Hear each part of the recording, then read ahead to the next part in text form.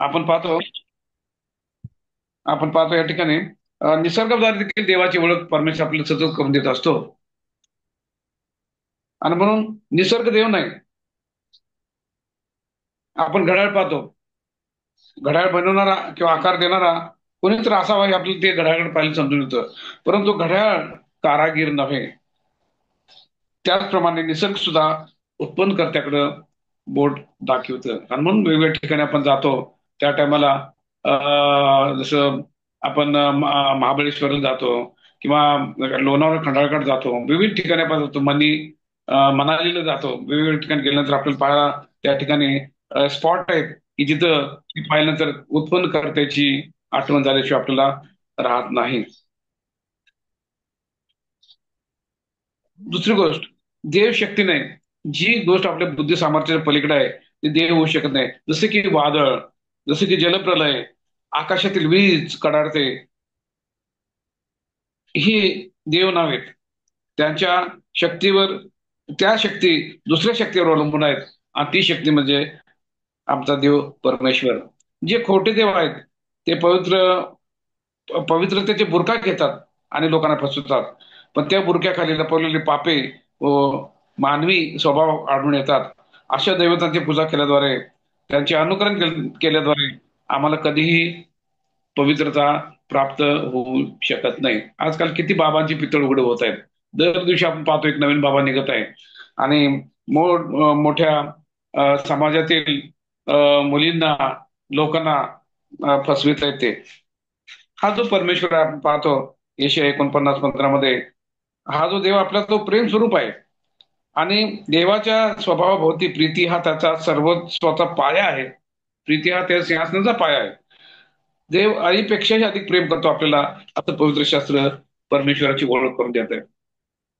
आणि म्हणून अशा परमेश्वराची आपण ओळख करून घेत असताना आपण काल देखील पाहिलं की योहानाच्या पुस्तकामध्ये 17:3 योहान म्हणाला की सार्वकालिक जीवन हेच आहे की जो तू एकच देव आहेस त्या तुला व ज्याला तू पाठवलेस त्या ख्रिस्ताला त्यांनी ओळखावं. आणि आपण हे पाहिलं काल पहिले योहान 5:12 की ज्याला पुत्र लाभलाय त्याला सार्वकालिक जीवन लाभलेलं आहे.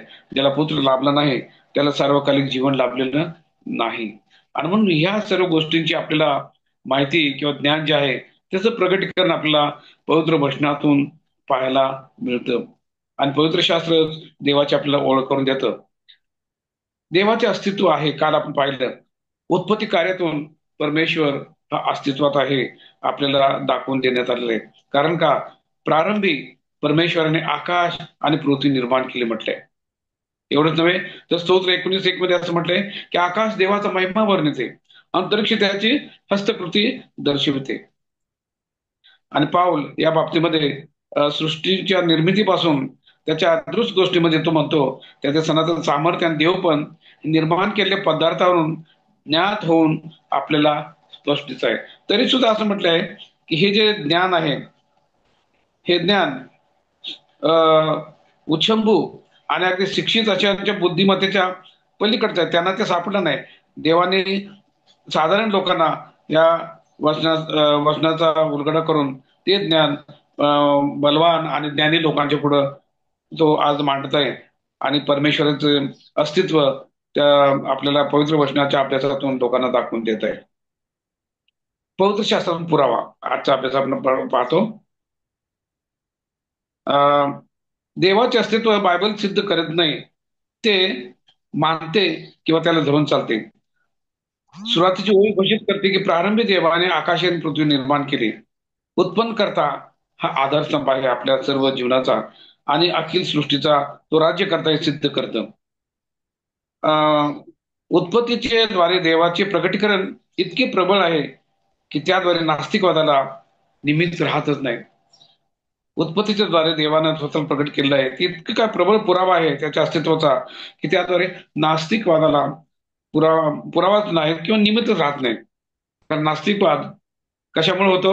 दैवी सत्य दडपून टाकल्यामुळे किंवा देवाच्या अस्तित्वाचा पुरावा नाकारल्यामुळे मनुष्य नास्तिक बनतो. देवाचा अस्तित्वाचा पुरावा मानत नसल्यामुळे तो नास्तिक होतो. देवाच्या अस्तित्वाच्या विषयी एखाद्याची खात्री करण्याची करण्यासाठी पुरेसे पुरावा आहेत. त्याने ते मनापासून शोधले पाहिजेत. परमेश्वराच्या अस्तित्वाचे भरपूर पुरावे आहेत, ते शोधले पाहिजेत. तथापि त्याची अट अशी आहे की विश्वासापासून परमेश्वराला आपण संतवू शकत नाही. संतोषणे अशक्य आहे. कारण देवाजवळ जाणाऱ्याने असा विश्वास ठेवला पाहिजे की तो आहे, आणि त्याचा शोध झटून करणाऱ्यांना तो प्रतिफळ देणारा परमेश्वर आहे. इब्री करासपत्र 11:6 पाहतो. तेव्हा देवावरील विश्वास आंधळा नाही. पवित्र शास्त्रातील देवाचे प्रगटीकरण आणि निसर्ग यामध्ये मिळालेल्या पुराव्यावर तो आधारभूत आहे. निसर्गात मिळालेले पुरावे आणि बायबलमध्ये जे काय प्रगट केलं ज्ञान आहे, त्या माध्यमातून देवाचा जो विश्वास आहे तो तुम्हाला आणि मला प्रगट होतो. आणि तो काय आंधळा नाही, आपल्याला दिसून येतो आणि आपला त्याच्यावर असलेला विश्वास अधिक मजबूत करतो. पवित्र शास्त्रातील देवाला असलेली नावे, त्याची करणी आणि त्याचे स्वाभाविक गुण याद्वारे देवाचे महत्वाचे मोल आपली बायबल प्रकट करतो. देवाची नावे या ठिकाणी दाखवलेत पहा. पवित्र शास्त्रात लिहिलं त्यावेळेस नावाला खूप महत्व होते. आणि आज देखील आहे. आज देखील आपण आपल्या लेखनाची नावं ठेवतो. त्या टायमाला फार विचारपूर्वक आपण नावं ठेवत असतो. पूर्वेकडील राज्यात आज देखील ते प्रचलित आहे. नावावरून धारण करणाऱ्याचा स्वभाव, त्याचं सील, त्याचं व्यक्तित्व प्रगट केले जाते. तो मनुष्य कसा असावा हे ते नावावरून आपल्याला कळून येतं. त्याचं शील आपल्याला कळून येतं आणि व्यक्तिमत्व देखील त्यावरून प्रगट होतं. देवाच्या नावाद्वारे प्रगट केले त्याचे शील, त्याचे गुणधर्म, त्याचा स्वभाव याचे महत्व प्रगट केलेल्या आज्ञेवरून आपल्याला दिसून येते. निर्गमाचा 20 अध्याय आणि 7 वचन,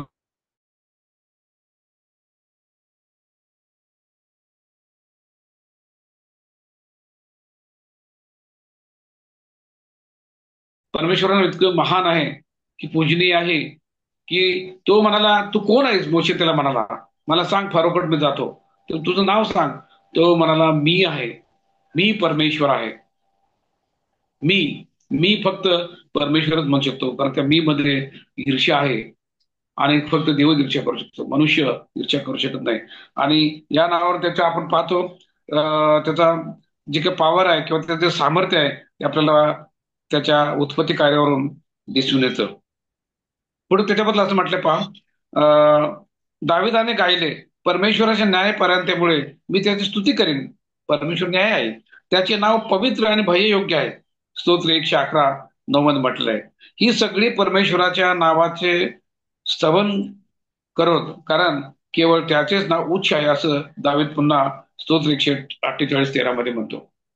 सगळेजण त्याच्या नावाचे स्तवन करत, कारण त्याचेच नाव उच्च आहे. इब्री नाव एड आणि येस्रोहळा, एलोहिम म्हणजे देव, देवाची दैवी शक्ती प्रकट करते. देव प्रबळ, सर्व समर्थ असल्याचे, तसेच उत्पन्न करता असल्याचे दर्शविते. उत्पत्ती 1:1, निर्गम 20:2, दानिल 9:4.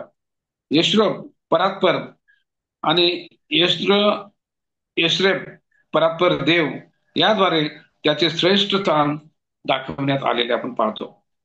अनेक वचन त्या ठिकाणी हवे सर्व समर्थ राज्य करता देव असे वर्णन करतात. ह्या नावांच्या द्वारे देवाचे अलौकिक ऐश्वर्यशील गुण यांचे महत्वपूर्ण प्रदर्शन करण्यात येते. आणखीन एक महत्वाचा पॉईंट आहे की देव मानवावर हा जो परमेश्वर आहे त्याने आपले नाव प्रगट केले आहेत. अनेक नावाद्वारे आपण त्याला त्या देवाला ओळखतो. देव मानवाबरोबर घनिष्ठ संबंध साधण्यास राजा आहे. हा जो परमेश्वर आहे तो आपल्याशी संधान साधू इच्छित आहे. हे इतर दुसऱ्या नावाने दाखवले आहे. डहर वरळ म्हणजे सर्व समर्थ, आणि डहर वरळ सर्व समर्थ देव. देव सर्व समर्थ असून सर्व कृपा प्रसाद आणि सर्व सौख्य याचा तो उगम आहे, ज्याची तुम्हाला मला आज अत्यंत गरज आहे. सर्व समर्थ देव आहे तो, आणि सर्व गोष्टीचा उगम तो आहे. आपल्या सुखाचा, आपल्या कृपा प्रसाद वर्षवण्याकरता तो आपल्या सर्व गोष्टीचा तो सुख समृद्धीचा उगम परमेश्वर आहे. धर्षु भाषांतरित शब्द गश हेरिन्स किंवा प्रभू या नावाद्वारे देवाचा कराराचा विश्वासपणा आणि कृपा यावर भर दिला गेलेला आहे. होशे व निर्गम या पुस्तकात त्याची नोंद आहे. यहोवाह किंवा यहोवाह स्वतःचे वर्णन करतो.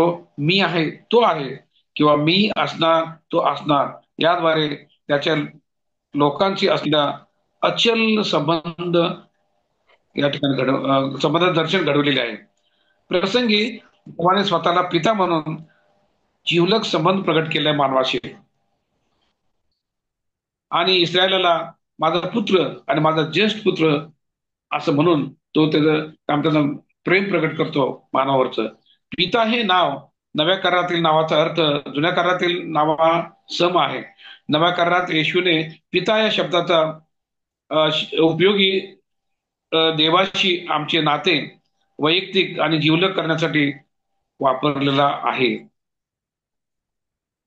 तेव्हा आज आपण पाहिलं की देवाची नावे बघितली, त्यातून परमेश्वर, त्याचं अस्तित्व आणि पवित्र शास्त्रातून तो पुरावा दाखवतो, कारण तो उत्पन्न करता परमेश्वर आहे. हे जर मांडलं असतं तर एकही नास्तिक जगामध्ये राहिला नसता. शिक्षणामुळे लोक दूर गेले आहेत, देवाचं अस्तित्व नाकारतायत. आणि म्हणून परमेश्वराच भय हा ज्ञानाचा प्राणभ आहे, पवित्र शास्त्र म्हणतं. परमेश्वर करो आजची वाचली वचने आणि विचार आपल्या जीवनामध्ये त्याच्याजवळ अधिक नेण्यासाठी सहाय्य करू अशी मला देवाजवळ प्रार्थना आहे.